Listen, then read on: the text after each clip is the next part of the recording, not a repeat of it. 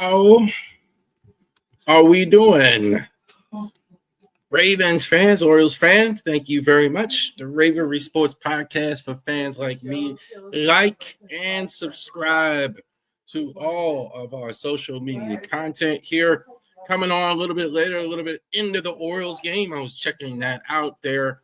5-1 right now. Hopefully we get a good result. We haven't had many here at the start, the Orioles with the good result here. So let's go ahead and get squared away this week. See Charles Harris, we are LegalShield.com. Definitely, if you want to start, those of you out there that are running a business right now, it's really rough for you right now. I know a lot of times running a business with everything that's going on. So see Charles Harris, we are LegalShield.com. That is if you need any collections, is great for this as well. If you are a parent and you want to do will or something like that, just had a will done, adoption or anything like that, anything legal that'll save you a lot of money without high cost legal fees, anything smaller you could do. CPA, I use it. So, and it's a great resource for you. And you can, if you are interested in getting that, you can go to Harris Legal Shield website on Facebook, and we can go ahead and get you some information for that. Charles, also to Genesis Notary Services at Facebook.com is the website there. So if you are needing some notary help in the Winchester, VA area, we can definitely get you that as well. RavenResports.company.site is the website. Definitely check that out. Ravens, Orioles, hats, jerseys, anything just in time for the draft that's coming next Thursday.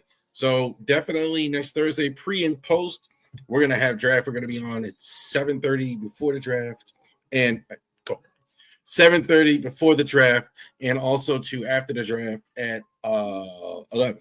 So, and I'll be on during the draft a little bit. We're driving to the top, going over some things that day with the draft. So definitely check all that out. Okay, so let's talk about the press conference that we had. Let's hear it from the man himself, EDC, Every Dollar Counts, our general manager, Eric DaCosta, about the Ravens and the what's affectionately known as the Liar's Lunch, as it's called. So obviously during a pre-draft press conference, they don't want to tell you everything that they're going to do during the draft. So that's why it's affectionately called the Liar's Lunch for the Ravens. So we're definitely going to check that out. He is talking in this today about the future of our tight end, Mark Andrews.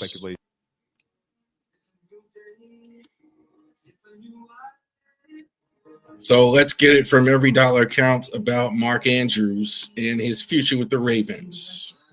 Eric, we asked John about this at the owners' meetings, but you have made trades before with veteran players during the draft. Do you fully expect, there's been a lot of speculation about Mark Andrews' future in Baltimore. Do you fully expect him to remain with the team? Is he a big part of what you plan on doing this year?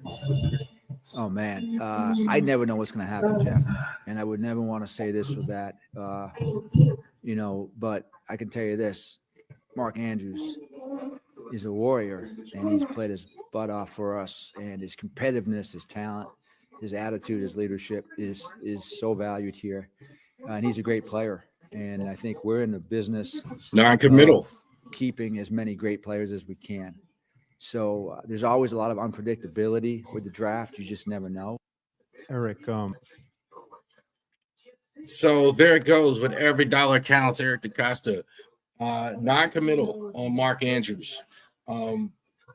This is I'm kind of making a bigger deal out of it this time because this is the second time with EDC, and he's asked about Mark Andrews, where he's kind of had a chance to say, well, he's part of our future. They did pick up the option, but this is twice now he's kind of being non-committal. So there's a reason for that, right? He's not just doing that just out of no reason.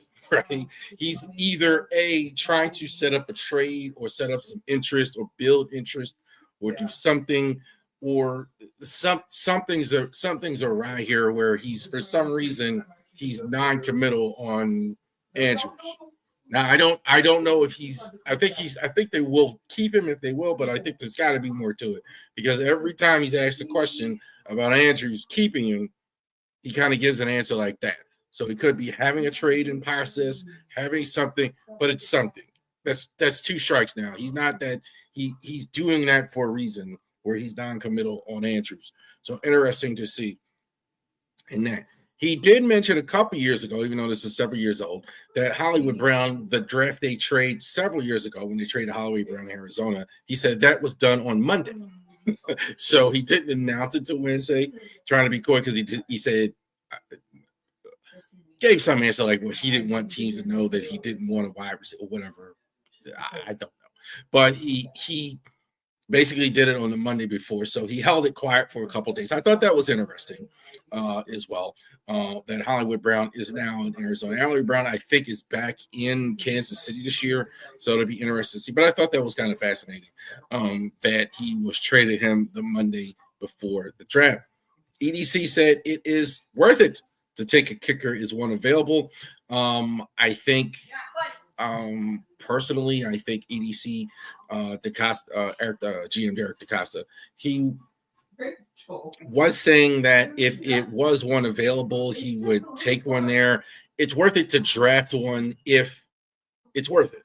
And I kind of agree. That goes to the philosophy that some teams think that you should never, ever, ever take a kicker under any circumstances. I personally don't have that philosophy with any player.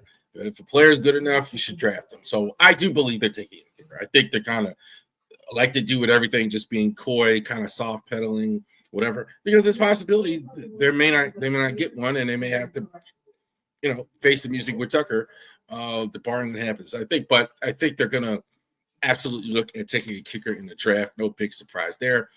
He said he did not know if he was going to make all 11 picks. He said if he didn't have a crystal ball for sure that if he was going to take all 11 picks, he didn't know if he was. I think it is a very good possibility he can pick all 11. I don't know if he will, but I think he's certainly not above taking all 11 draft picks.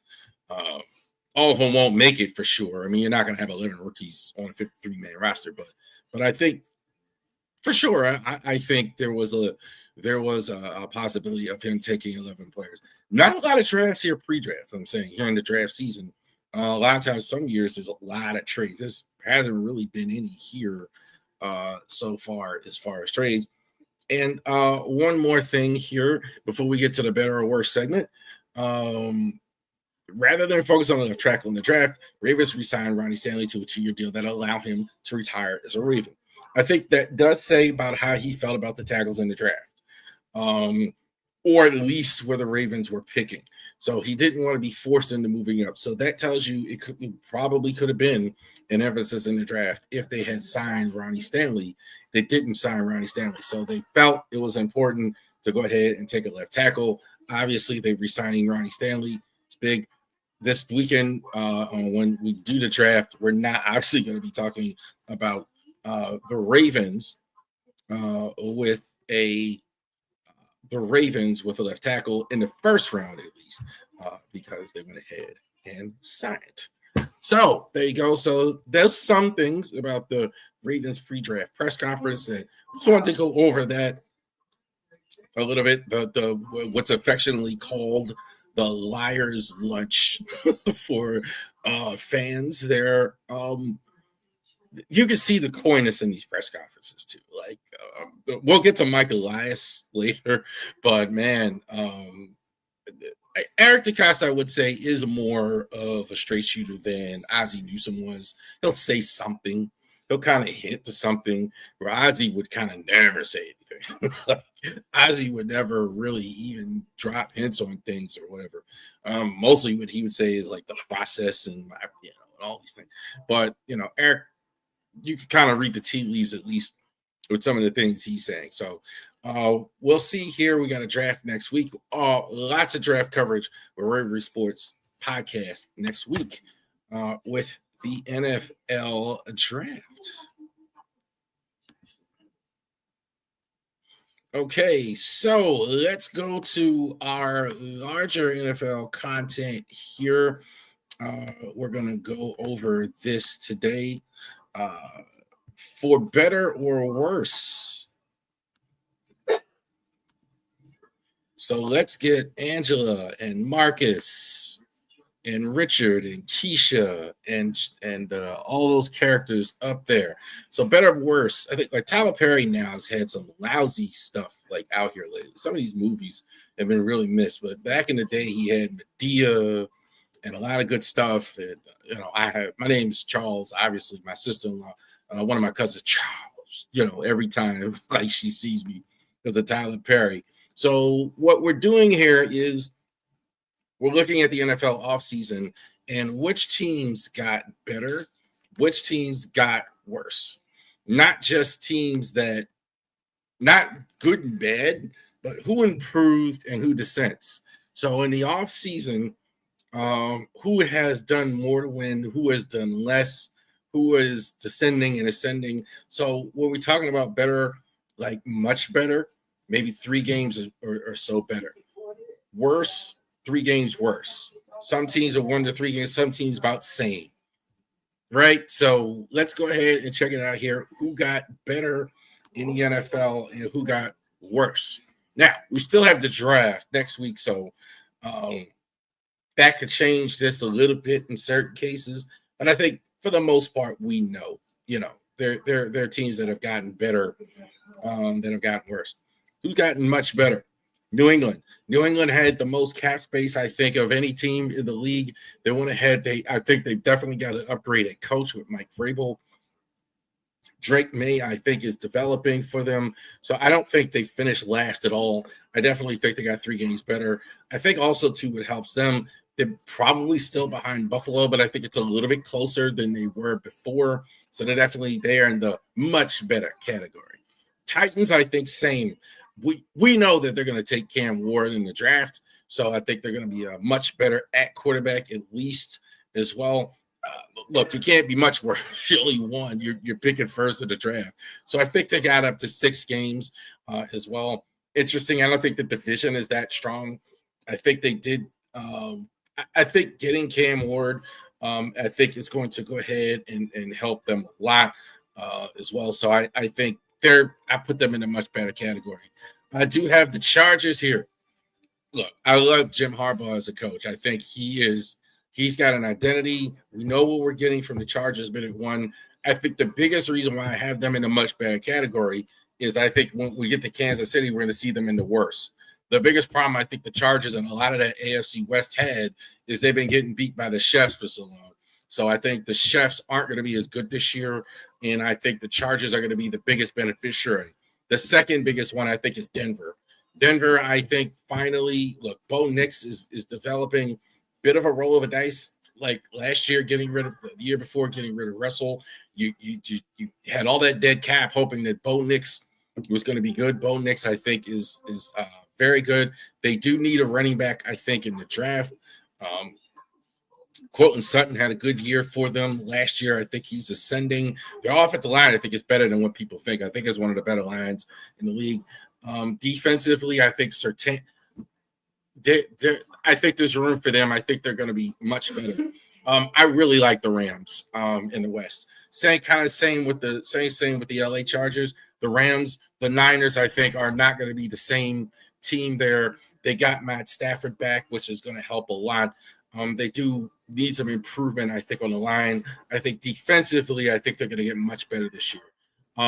They had some no-name guys that lost Aaron Donald. I think defensively, I think they get much better. I think they're probably the best. They could be the best team in the West as well. These better in the faux better category, or I almost say mo better.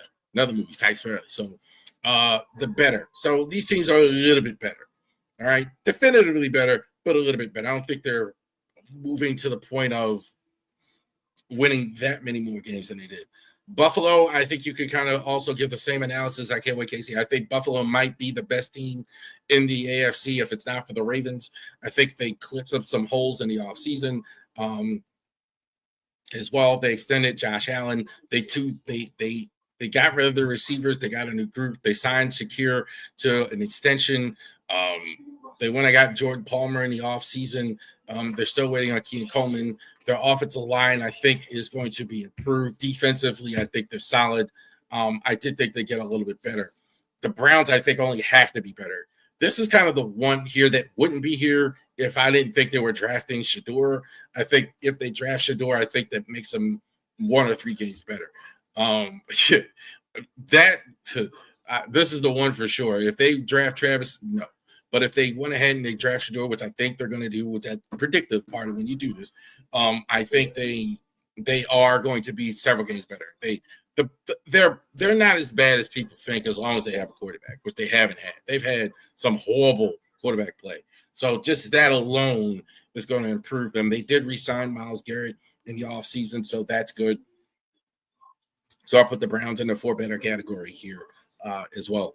Jags, I think getting Trevor Lawrence makes them several games better. They had a lot of injuries, but I think having Lawrence for a full season healthy that's enough to make them 1 or 2 games better. Division, again, the South, not a real tough division. They should be 1 or 2 games better.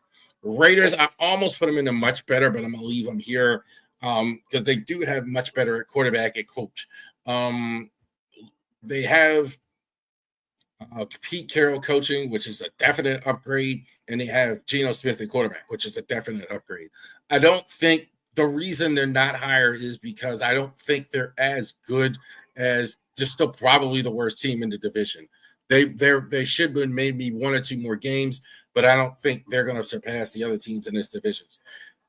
The Commanders might be the best team, certainly one of the best teams in the NFC. I think Jayden Daniels, is going to be the next big star in the NFL. There's no question about it.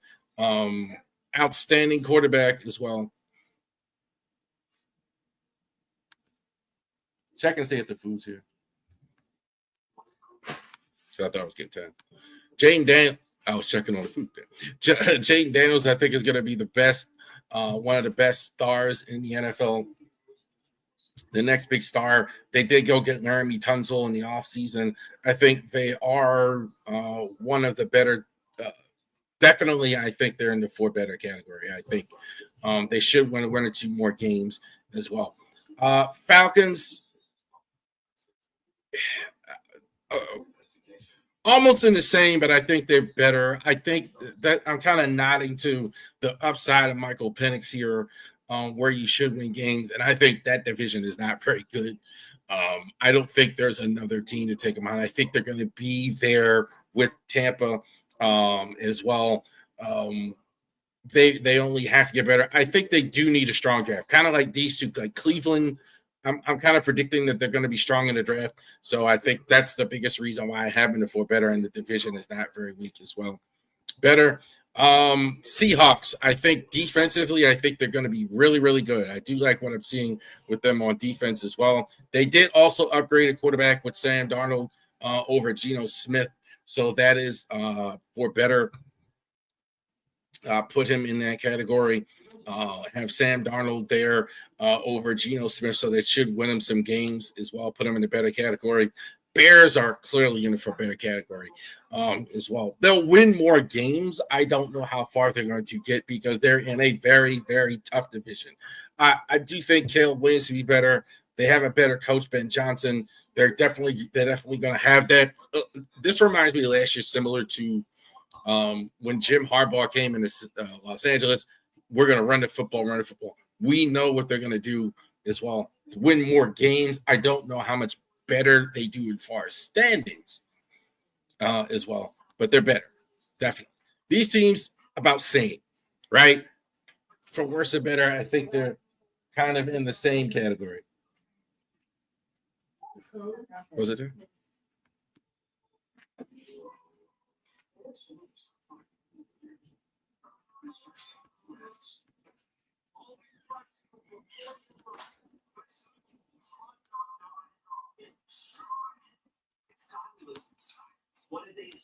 Sorry about that. Or a problem with the food. Right. So in the same category, Baltimore, I think is same. You can put them in the same a lot of years. They're going to win games. They're going to win a lot of games. They're going to draft well. They lose more free agents than they get. this is the typical Ravens team. Steelers, I think, are in the same. I think it doesn't matter if they get Aaron, they're going to win 9, 10 games, etc. They're going to be in the same category as well. Bengals, I think they are going to be about the same. Playoffs as well. Quarterback is solidified. They're going to score points. They're going to struggle in defense. I think, about same. Maybe a one way or the other as well there, but it's about same. Giants, I think they're still going to be bad. There is a chance that they get Shador in the draft, but they got Russell. I think the coach and quarterback, I think, kind of out the door, not very good as well. About same. Lions, I think, are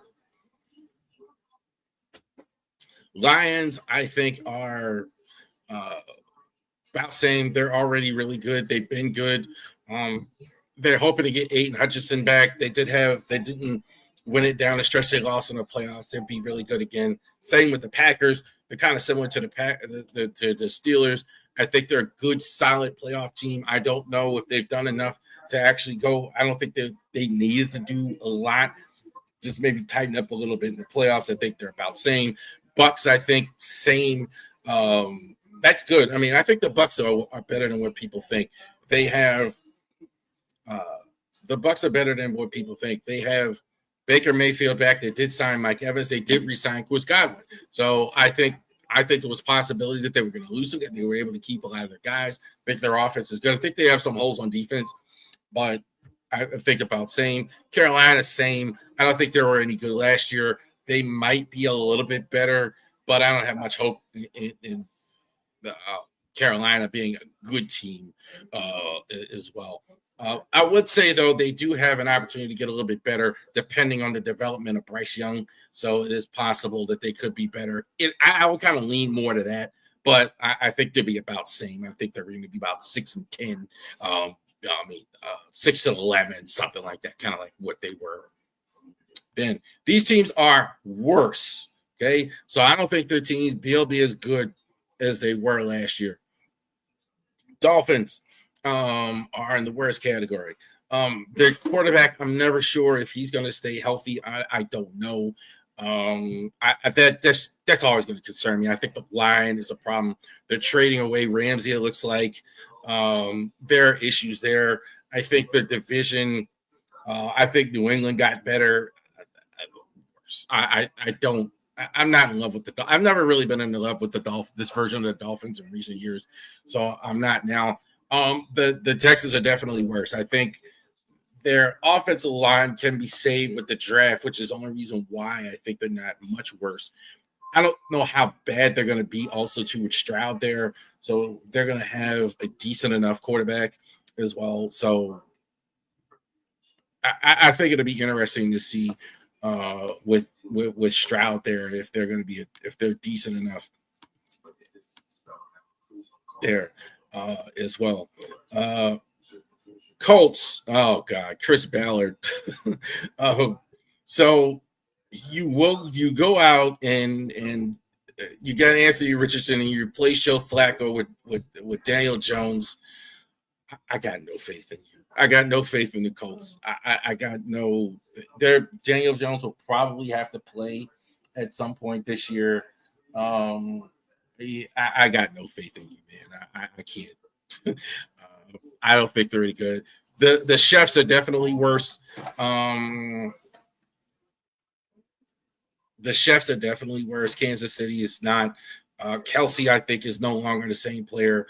Mahomes, I think, still outstanding, but I think like he can't carry the whole thing. I think he's regressed a little bit, at least in stats. I think that is offensive line issues. Defense is still really good, but I think they slip a bit. I think they go 1 or 2 games. I mean, and plus they won a lot of ridiculously close games last year. That was insane. What happened last year? Eagles, I don't take too much about it being 1 or 2 games worse. I think they're going to be in a dogfight with the Commanders all year long. That doesn't mean they're not going to the playoffs. It doesn't mean they're still not really good. But I don't I don't know if their record is going to be quite as good. I'm not sure. Doesn't mean they're bad, but I'm not as good as last year as well. Arizona, I kind of have the same category of the Colts. They to quote the movie Life, they just can't get right. They just Murray, we can't figure out if he's any good. He's good at times. They can't really fix the defense. They're in a really tough division. I think the Rams are there. I don't think they're any better. I think they win. I think they win fewer games. Much worse. I'm kind of cheating, put the Niners here because they weren't that good last year. So I don't know if they're 3 wins, but I kind of see them as the whole overview of the franchise with the Niners. The Niners have been good in recent years. Not the case this year. They're going to extend Brock Purdy. They lost a ton of guys on defense. I think their best offensive lineman is not that great outside of Trent Williams, who's now 37. McCaffrey, again, with the injuries. This could be 4 or 5 wins. Niners are not going to win this year unless Brock Purdy is way better than what we think. In the much worse. Jets are much worse. You got no Aaron Rodgers. The biggest quarterback drop-off, I think, in the league with Justin Fields from Aaron Rodgers. You have some players on defense and offense, but you're not going to be able to throw for 3,000 or 2,000, it's not going to work. Cowboys, I think, are getting older. They're kind of getting chipped away little by little. They probably keep Micah Parsons, but Prescott is getting older. They got no running back. They may fix that in the draft. The line has been getting worse and worse. D lines is getting worse and worse. DeMarcus Lawrence is now gone. Not any good. The Vikings, really, really good last year. So that factors in a lot to that. No. Vikings were really, really good last year. So that factors into that as well. Orioles up 9-1 here. That factors in. They should be really good. And Saints are they're a mess. I think we don't even know. It's a possible injury with the quarterback Carr that was really put them in the 4 worst category. If it is true, I don't know, even in that division, even if they have Carr, that they're going to do much with that. So I don't think so. So there you go. Better or worse. Somebody can find a pizza from 7-Eleven in Winchester. Let us know here. Somebody stole the pizza. So let's go ahead and go over this while we're waiting on that. Let's go over the NBA. So we got NBA playoffs here, and last week got playing games going on right now. Orioles are in front. In the late in the game, looks like O'Hearn went yard here in this one. So Orioles are well in front. Well, we're getting a good result here. In this one. Are you going out there? Okay. I'll handle it once I get up. All right. So NBA. So back to the NBA there. So NBA award season is coming up here. So interesting season in the NBA is as far as that. The much maligned NBA, a lot of media criticism of the league so far this year. But so let's go ahead and take a look at what's going on in the National Basketball Association this year as far as awards. So last week we went over who the best teams were. Now we're going to tell you who should win these awards. These are not predictive of what is going to happen, but if I was to go ahead and give out these awards, this is who I would give them to if I had the awards. Number 3, I have Zach Edey of the Grizzlies. This is almost honorary considering the fact that Edey, a lot of people didn't think he could play in the NBA. He actually stayed an extra year at Purdue to do it. But Edey, I think, is a space eater. That's still a place in the league, somebody who's at the rim, guards the rim, double figures in points. And I think it was like 8. I think it was like 8 rebounds a game. So started all year for the Grizzlies as well. I definitely think it's a bright future. Him and Jalen Wells are two really good young players there for the Grizzlies. I have Zach Edey. Sarr, I think it was kind of an incomplete because he didn't play all year long. So it's interesting to see with Sarr because he didn't play all year as well. Interesting to see what's happening there with Sarr. I think going forward, maybe he's the best player. But Stefan Castle, I think, was outstanding in UConn last year and outstanding with the Spurs. I think the more he played, the better he looked. The more he played, the better he looked. Go ahead and call him. I don't know which one it is.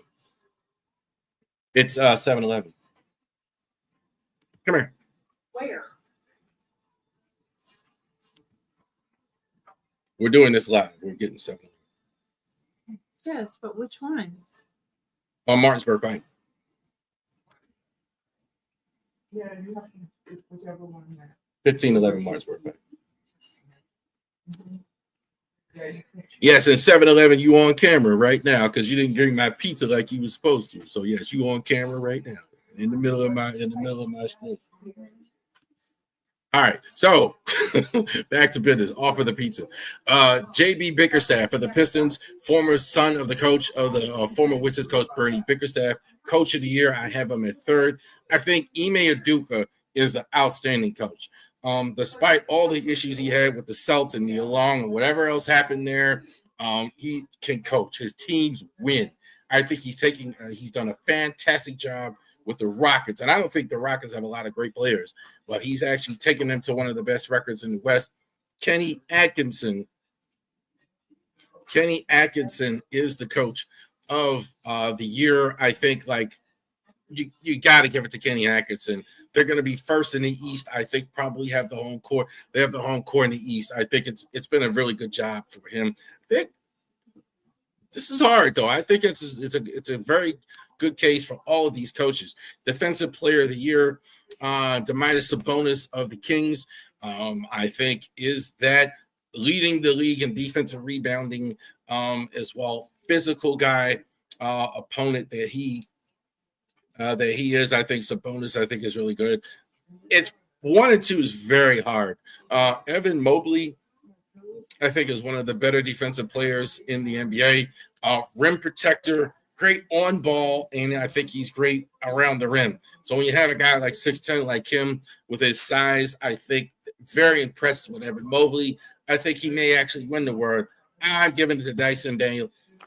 Daniels is incredible to me. I think like 3 steals a game. That's just incredible. Just watching him take. Just every game, taking the ball away 3 times, getting points off of rebounds, getting the ball into the front court, creating offense for himself and his teammate. I think that's the defensive player of the year. That's what making an impact on defense is. I think Daniels has had the biggest impact there. 6th man of the year. This is pretty easy. Nazir Reed, I think, has had a good year off the bench for the T-Wolves. Look, not a lot of points to go around if you're playing on the same team with the Ant-Man Anthony Edwards as well. DeAndre Hunter has been good as well. The Cavs have a lot of depth. So good showing out here on a team that has a lot of depth. But Peyton Pritchard stole the show with his 3-point shooting for the Celtics. No question about it for me. This was probably the easiest one. I had to put 3. But Peyton Pritchard shooting from the outside all around. Kevin McHale is somewhere smiling, watching Peyton Pritchard light it up from the outside. So shout out to him getting that squared away. Josh Giddey, most improved player. Josh Giddey, especially down the stretch here, I think is been really good. So I had to really look at Josh Giddey, having him at least in the discussion for most improved. Still a young player coming along. Dyson Daniels, we already talked about him. A phenomenal defensive player. I think his offense is growing as well. Cade Cunningham, I'm going to give most improved. I struggle with the fact that his stats, he got better, but he's been good, but the team is better. That's the thing. He's now at the point, now he's the type of player to make his teammates better around him and contribute to winning. So I think that's a factor when you talk about most improved, also to how is the team improved. So that's the thing. Cade Cunningham, again, I got no problem if you want to give it to Dyson Daniels. I think Dyson Daniels may win the award simply because the scoring average has went up so dramatically, defense, etc. But Cade Cunningham, I got no problem with giving it to Cade Cunningham. Everything. Some are going to say Giannis. I'm not going to. The record's not good enough for me, for Giannis, to be MVP of the league. That's not going to work. It's good. He's been great. Certainly in the second half, he's been terrific. But that's not to be MVP of the league. I'm going to say Tatum. I think this has been, maybe you could argue, Tatum's best season. I think this is now him. He is in the front. It was Tatum and Brown. Tatum and Brown is Tatum. Tatum is the guy in Boston.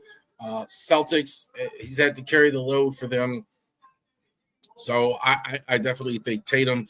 Nikola Jokic, if you want to say he's MVP, I don't have a big problem with that. Kind of like Tatum, he's had to carry more of the load in Boston. So in Denver, rather. Murray not playing as well. Coach got fired, etc. So a lot of it, but Nikola Jokic is still Nikola Jokic. Had a 60-point game this year with a 60-point triple-double. So it's that. But SGA, Shea Gilgeous-Alexander has been fantastic.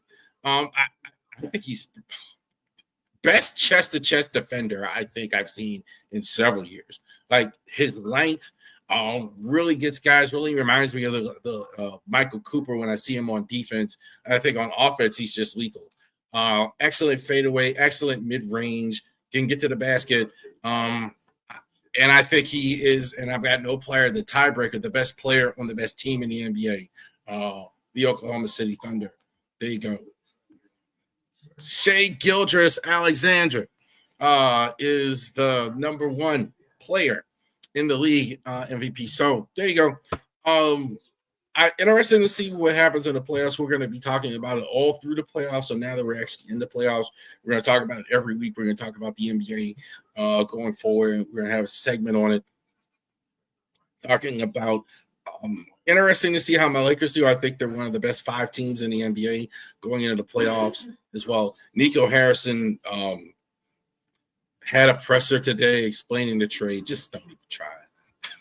Just don't even bother, bro. Don't even bother trying to even talk about that as well. So let's go ahead and talk a little baseball. Let's go ahead and switch up here and talk a little Baltimore Orioles.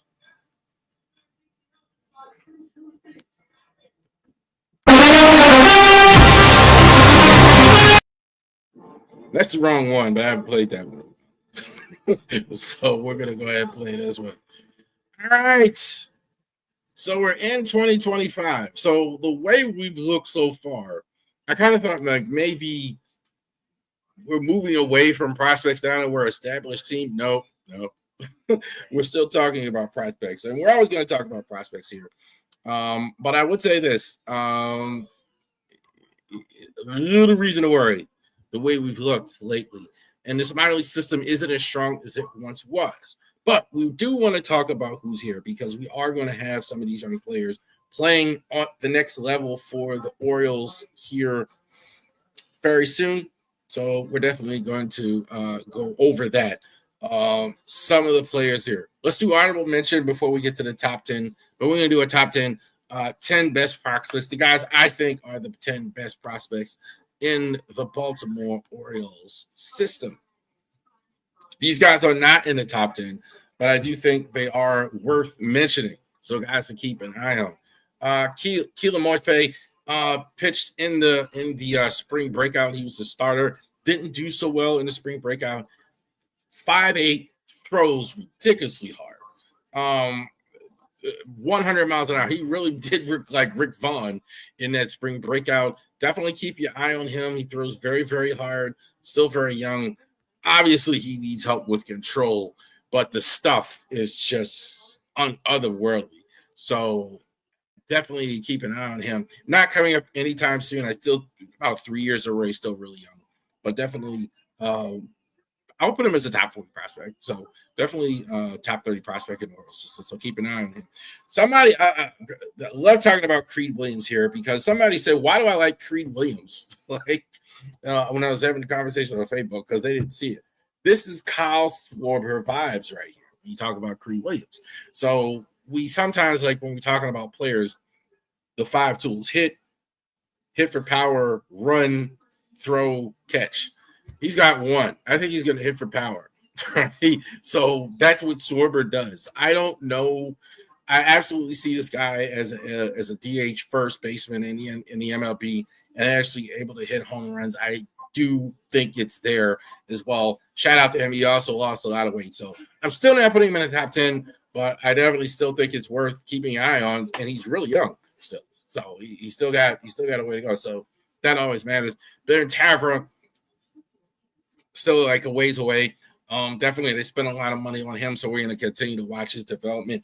Jed Fabian and Max Wagner, moving them down a bit. They've kind of struggled at AAA as they went up as well. So they have Fabian, I think, is still fantastic defensively, but we need to see more from him at the highest level at AAA. Max Wagner kind of same. As the levels have went up, he's kind of tailed off. He still has a lot of potential, but I think that's it. I even moved him back as far as when he's going to get here as well. Chance McDermott injured. I'm not as big on him but definitely you look at the pitching, I think he's going to factor in. So all those guys I think are worth mentioning. So let's talk about this. Let's go over the top 10. Number 10, Patrick Riley. Not to be confused with the great Pat Riley, the coach. Patrick Riley. I think this guy is pitching right now in Chesapeake. I'm trying not to say Bowie, right? The Chesapeake Bay Sox. Pitching right now. To me, he's got closer vibes, reliever vibes. They're going to try him as a starter. No one wants to ever do that for whatever reason. Try a guy as a starter, but I think he's definitely got a reliever in him, throws the ball really hard. I think he was actually pretty good in the spring breakout when I saw him. I think he's actually pretty good. His last start was really good. Not a fantastic prospect. I think it's flawed, but I think definitely reason to be hopeful. I have him in the top 10. Brandon Young, I think he's going to be the next call to the Orioles here pretty soon. Some people thought he might get called right away. But I think like the next arm up is going to be Brandon Young to the major league level. It's only a matter of time with their, I think, again, probably best suited as a reliever, but they're going to go ahead and try him as a starter, as a rookie. Steven Martinez, I think the sky is very high for him. So I think he very young though. So 2029. Like that's a long time. He's only 17, so he's going to have a chance to develop, to go to the Dominican Republic, get better as a player. He's going to have to go through the minor league level, but I think the bat speed with him is fantastic. So I think that's something that you're going to have to look at with him. The best pitching prospect in the Orioles system is Michael Ferret, so keep an eye on him. I think definitely here's one. There's going to be a lot of teams calling about him. Not quite in the top 100 MLB prospects, but the way he's going, he's certainly on that, knows how to pitch, not just a flamethrower, even though he has live stuff, a good arm, but he knows how to pitch. So definitely, I think he's the number one pitching prospect going forward. Earliest next year, you could see him. It depends on how well he does. Maybe not to start next year, but some point next year. Griffith Farrell is going to be 6 as well. I keep saying whenever I see him, it's Justin Pedroia drives. He's actually been playing some second base, which is good. Good, solid, gritty middle infielder. He's going to hit for some power. He's going to play solid defense. He's going to dive for. He's going to dive for balls. He's going to do a lot of things here. So I actually do like Griffith Farrell. I have him as number 6 as well. Number 5. I don't think this has changed. I don't think this changed much. I don't think this is going to be a shock to anybody here. Van Tunnicott, Vance Honeycutt, I don't know why people are so down on him, the detractors he has. I think his athleticism is fantastic. Him, I mean, you'll watch him at North Carolina, and I was like, yes, the only negative is people keep talking about the swing and the miss. I'm thinking this guy's going to be a top 100 MLB prospect here this year. Definitely has a way to go. I mean, he's still in Aberdeen, had a home run the other day in Aberdeen. This guy has fantastic potential as well. Great college player. I love it. I think Honeycutt is fantastic. Dylan Beavers is kind of holding court as a good player. I think he's a bit blocked. Honestly, considering what we've seen, you should consider bringing up a Dylan Beavers as well. I think Beavers, has been really good. Average, not terrific, but I don't worry too much about that. I think he's solid enough. Biggest problem, he's similar to Bradfield. I think Bradfield, the organization, holds him in higher regard. Bradfield, I think there are people, what I've seen in him, the reason why they're not gushing over Enrique Bradfield more is that the type of player he is, he's clearly a legs player. I think there are people that nowadays in baseball don't like that. It has to be, I kind of think, I'll answer it. I kind of think in baseball, in basketball, that NBA scouts always are looking for Michael Jordan and Kobe Bryant. Somebody 6'6", a certain size, whatever. This is the guy, blah, blah, blah, blah, blah. And I think baseball scouts are always looking for Barry Bonds. Like, you're missing out on a guy like Bradfield who can be a leadoff man for 10 years, disruptive on the bases and terrific defensively. So I definitely like Bradfield. Average, maybe we'd like to see it a little bit better, but that's about it. I mean, but definitely, I'll look, this guy can hit 260, 270 for all I care. Like, with all the disruption he's going to cause. Kobe Mayo, I think, has been on a roll in the minors.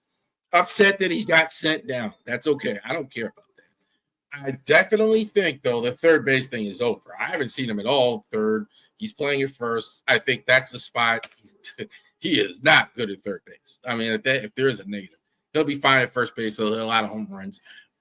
There's no question about it. Basayo, number one, the catcher as well, is fighting an injury right now. So that may hinder his growth a little bit. But there's nothing not to like. This guy is going to hit a ton. His bat speed is fantastic. There you go. Top 10 prospects in the Orioles. So,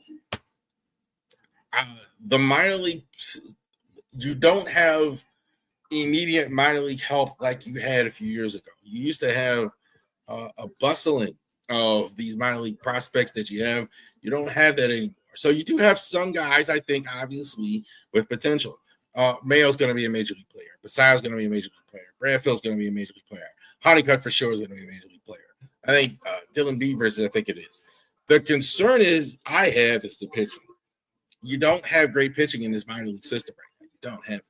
And I kind of liken it to the Ravens so many years with receivers. Like, you've been picking that good outfielder. You've been picking in a draft. You're picking the best player. You're doing that, okay. Well, but hey, you're not handling your business with pitching. So you got some guys with potential, but I think you got a bunch of reliever prospects and things like that. So I think the pitching, needs to be watched as far as the minor league prospects. All right.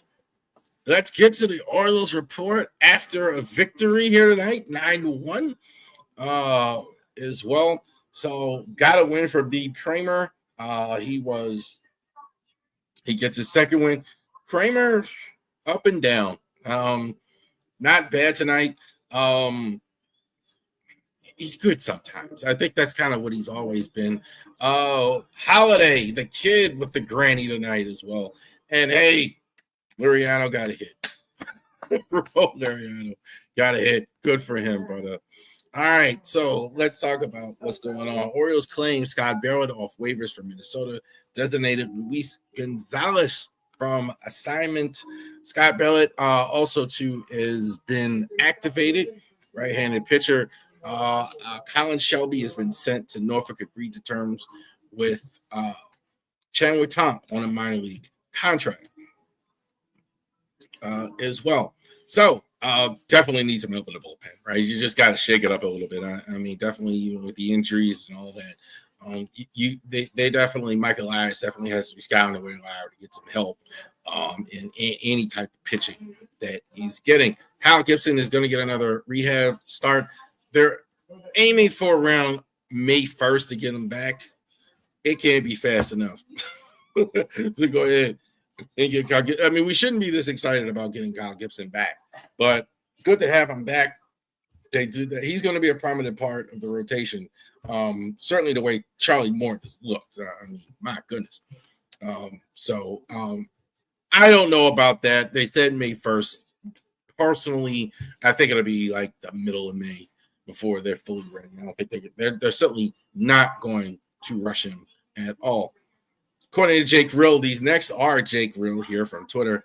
And the Kittredge survey is flying along. Live batting practice week at the next. We have a few weeks after West. Could be back at the end of May. So I don't think that either. I think that's the best case scenario. Most likely, I think it's like June, right before the break, where you'll see Kittredge. I think they will do everything they can. I don't think that, again, they're not going to rush anything there as well with Kittredge. All right. Chase McDermott and Trevor Rogers are on similar timetables. We'll face 5 hitters at Sarasota this week. Potential activation before the end of May. I kind of do think these guys will more be sooner rather than later as well. McDermott, because they've been out for a while. They missed a lot of camp. So I think it's more possible that they're there. I don't think they're in the majors. I think they are going to get some starts in Norfolk, get them a chance to get warmed up ready and there as well. All right. Colton Cowser, fractured left thumb, continues to heal. Target for the return is late May, early June. Jake Rill, according to Jake Rill. So broke his hand early June. I think that's about right. It takes about 6 to 8 weeks. It's just a matter of how good a shape he's going to be out of or in, etc. Baseball shape to actually play in games. I think that is something as well. I think Cowser is going to be in as soon as they can get him, but probably not going to play in May for sure as well. Let's talk about Jorge Mateo and Molinero. So I'm going to update this graphic because he did get a hit tonight in the game. So it's not a combined 1 for 25. No, it is 2 for 25. I want to hear Baltimore Banner put this out. Shout out to the Baltimore Banner giving us an alternative here. We're going to hear it from the man himself, Mike Elias, who is the GM of the Orioles, talking about the lineup as well. So a lot of fans, obviously, and I'm one of them, critical of the lineup that they're putting out as well. So let's go ahead and take a look here.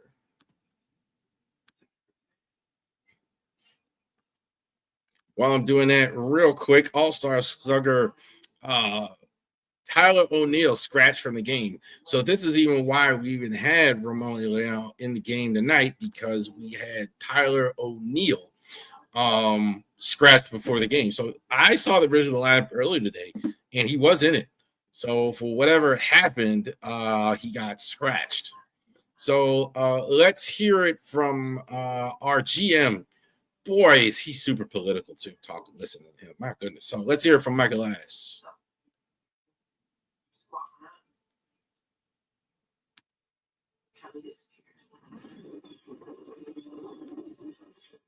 So, I am not involved with lineups. Our front